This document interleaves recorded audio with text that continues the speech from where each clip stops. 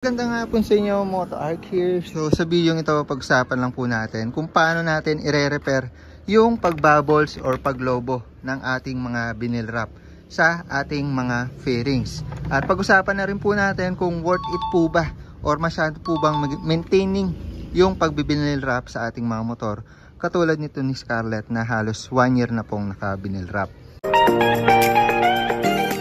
For context lang po, nakatanggal po yung mga fairings ni Scarlett kasi ongoing po tayo sa pagka-carbon fiber. Ayan, pang 6 layer ko na yan dito sa fairings natin, also sa may dito sa pakpak niya dito. Ayan, ongoing po tayo kaya nakabacklash yung fairings niya. Ngayon, may ididikit kasi tayo na sticker kay Scarlett natin.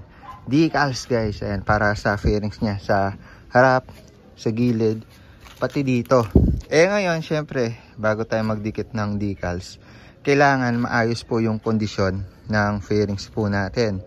Hindi po siya pangit, hindi po siya nagbabubbles. Kung nakabinil man po yan, or kung naka-repaint, maayos po yung repaint, wala po masyadong gasgas. Dito kay Scarlett natin, naka-vinyl wrap po yan. So sa mga hindi nakakalam ng vinyl wrap, yung vinyl wrap is parang sticker na dinidikit lang sa ating mga fairings katulad nito ni Scarlett natin. Ayan. Halos 1 year na po yan na naka-vinyl wrap. Ngayon ko lang talaga siya i-repair. So, ibig sabihin, ngayon ko pa lang siya parang i-maintain or gagawa ng solusyon. Ito kasi, simula nung nirap ko, after 1 month, may lumitaw na maliliit na lobo. So, katagalan, lumalaki lang siya ng lumalaki. At kung makikita nyo naman, nagkakabubbles lang siya sa part na kantuan. Tulad yan, kantuan, or sulok. Ayan, itong sa part na to, itong sa front, wala naman siya kasi halos patag yan, oh. Wala naman, di ba? Tapos, wait lang pa mahulog. Itong kabila, meron din, malaki-laki. Ayan. So, sa mga nagtataka paano mag-vinyl wrap, may video po tayo dito. Yung procedure natin. Basically, iinitin po natin siya ng heat gun para lumambot at mahulma. Ayan. Ayan, dumikit siya hanggang sa likod. Tapos kinat natin. Yung mga bubbles pa niya, ito. Ayan, sa part na to, medyo halata yun dyan. Kantuan din yan, guys. Ayan. So, yung dito, idea para hindi magkaganyan yung motor natin. Or yung vinyl wrap natin. Kasi may naman may paraan naman para maiwasan yan. Una, gawa natin ng partition yung kantuhan. Ito dapat, nakita ko rin sa ibang video, nakakat po yan. Ibig sabihin, kakat mo yung vinyl dito, tapos papatungan mo ulit ng bago. Ito kasi, pinilit po yung pagkakurba niya. Kaya naman, nagkaroon talaga ng lobo. Yung ibig ko sabihin partition or yung cut, is yung parang ganito. Ayan, dito meron siya. Ayan. May putol siya dito. Ayan, sa ganyang paraan, may iwasan mo yung paglobo dito sa kanto. Kasi nakakat na yung dito Also dito. Ayan Hindi lang halata pero nakakat yan guys. Ayan may putol. Marumi lang to. May cut yan kasi nung nilalatag ko dito, nakaka-bubbles talaga at lukot-lukot. So, ang one way para maiwasan yung ganung paglobo is magkaroon tayo ng partition sa kantuhan. Ngayon kasi guys, syempre, nalatag na natin yan. Nabuo na natin. Nabuo naman natin na nagkaroon lang talaga ng time na nabanat siya, lumobo. So ngayon, i-repair na lang natin siya. Actually, hindi porke nainit na natin is hindi na siya flexible. Pwede pa rin naman natin siyang initan. So yan, initan lang natin ng todo. Mas mainit pa para dumikit. Kasi pag nainitin yan, yung dikit niya sa likod is mag-activate. Kumbaga medyo lalapot siya or parang mas magiging madikit. So initan lang natin ulit ng heat ganyan. Pakita ko sa inyo kung gagana yung plano natin. Ayan. At saka wala pa naman siyang butas Kaya wala naman dumi sa loob. So malinis naman yung loob. May part lang guys na ito. May butas siya. Itong part na to. Ayan. May butas siya. Ayan So may time na pag naglilinis tayo napapasokan ng tubig yan. Ngayon yung ginawa ko, mahaba kasi yan Kumuha ng cotton buds. Sinuksokan ko para malinis yung dumi, alikabok na nandito. Kasi kung initan natin yan, tas marumi pala yung loob, hindi yan didikit. So yun, sana hindi rin siya masira or mapunit kapag ininitan natin. Ayan Ayan, all goods naman yung vinyl guys. Hindi naman siya sobrang maintaining, basta tama lang yung ano nyo. May partition lang kayo kung sakaling magbibinil wrap kayo. Partition dito, lalong-lalong dyan. Para hindi siya nagkakalobo sa kantuhan or sulok-sulok. So yun, start na natin. Initin lang natin siya guys. So yan, unahin na po natin to. So meron tayo itong squeegee. By the way, yung mga gamit pala natin na gagamitin, also nung nag-binil wrap tayo, ilalagay ko dito sa basket or sa description. Yung heat gun, ayan, mura lang to, budget meal. Itong set na to, squeegee, may cutter na po yan. So, kumpleto na rin. Pati po yung binil wrap, which is ganitong kulay. Tapos try ko rin maglagay ng ibang kulay. So, kung bet nyo yung ganitong kulay, Bloody Dragon Red ata, kung di ako nagkakamaling kulay nito. Lagay ko lang sa description para maka-order kayo ng eksaktong ginamit po natin. So, sa pag-repair, ayan, unahin natin dito sa part na to. Marahan lang para hindi siya masira at mapunit. Tapos huwag natin tagalan, tsaka ilayo natin. Tamang anggulo, tamang init lang. Ayun, nung nainit na, squeegee natin guys. Squeegee lang natin. Pwede naman natin kamay na actually. Yun, kulang pa sa init. May dikit naman kaso may hangin. So, bubutasan natin yan. Pag butas, mas okay sana kung karayom para butas lang. Kasi baka mag-crack siya kapag napahaba natin. So, sa gitna, butas lang guys. Yun, butas.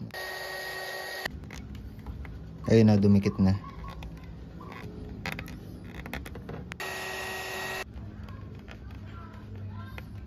Yun, nawala na siya.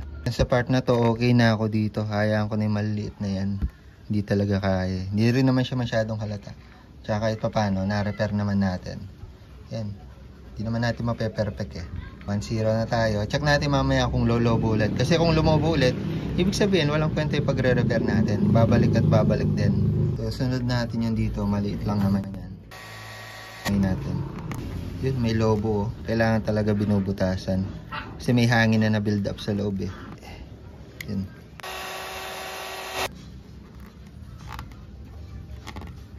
Yun.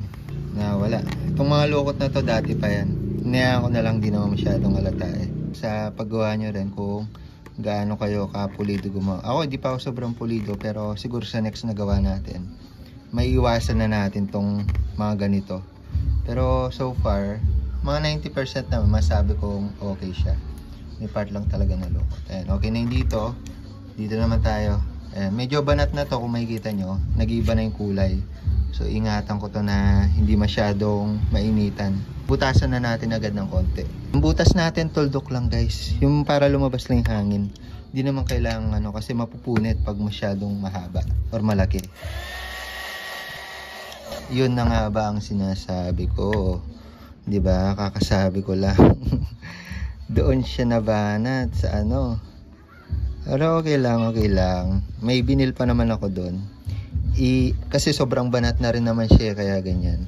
Tatouch up ko na lang siya katulad nito. So ito yung sobra-sobra ko nun guys. Ayan na, may plastic pa to, may cover.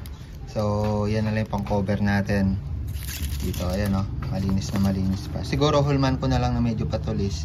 Yung hindi siya halata. Tapos yung pandidikit ko na lang. Ayun, epoxy. Mas matibay yan. Wala akong show glue So tatalab naman yan. Pahiran ko lang siya ng konting epoxy para mas madikit. Ayan kita naman natin epoxy madikit talaga yan. Ayan, tapos open lang natin tong dikit nya. Tapos initin natin ng konti. Mainit na. Dikit lang natin, swak dapat. Diba, hindi naman masyadong halata. Nasakop niya naman yung sira kanina. Ayan, paikot lang natin. Okay na. So yun, okay na tayo dito sa isa. Wala na yung mga bubbles nya. Ayan, ito, konti lang Ayan, dito wala na. All goods na tayo dito. So, dito sa kabila naman, medyo mahaba siya, tsaka malaki mga bubbles. So, unahin na natin dito. Ingat na tayo sa bubbles na dala na tayo. Dito na sa ilalim banda. Mag-start tayo dun sa dulo, papunta dun sa butas. Yun, ito yung concept din kapag nagbabubble siya dahil sa init ng panahon. Pero yung mga sulok lang naman. Halimbawa, nainitan siya ng araw. Ayun dun siya bumabubbles. Pag mainit yung temperatura. Kaya mas okay, nakabinil kayo, huwag masyadong babad sa init. Pero sa akin, hinayaan ko lang naman nabibilad. Yan lang naman yung mga lumobo. Hindi naman super dami. So masyado naman kasi nating masyado rin naman kasing maintainin kung sasabihin natin bawal ibilad yung naka-vinyl. Pwede naman sa paglagay na lang ng vinyl. So kung dito sa kantuhan talagang walang cut yan, lolobo siya kapag mainit temperatura. Sa atin, ayan, dito lang naman lumobo. Ayan, next natin to. Dito ko na siya lalagyan ng butas sa dulo. Ayan, para dyan ko pa dadaanin from dito. Lalabas ko doon. Huwag lang kayo magbubutas dito sa gitna or dito sa unahan. Mas okay doon sa dulo.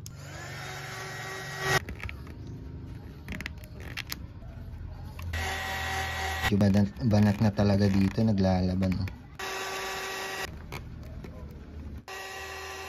Check din natin mamaya to kung lolobo. Ayun, malinis na siya ulit yun dito. So yan, proceed tayo dito. Yung dito sa part na to, nagkaroon na siya ng butas. So tatapalan din natin mamaya yan. So di na natin to bubutasan. Palalabasin na lang natin hangin papunta doon. So sana ma-repair natin. Medyo malaki tong kurba. So yung nangyari, naluluto na lang siya. Hindi na siya kumukurba. Kasi ito, yun nga, napapasukan ng dumi. So baka marumi ng loob.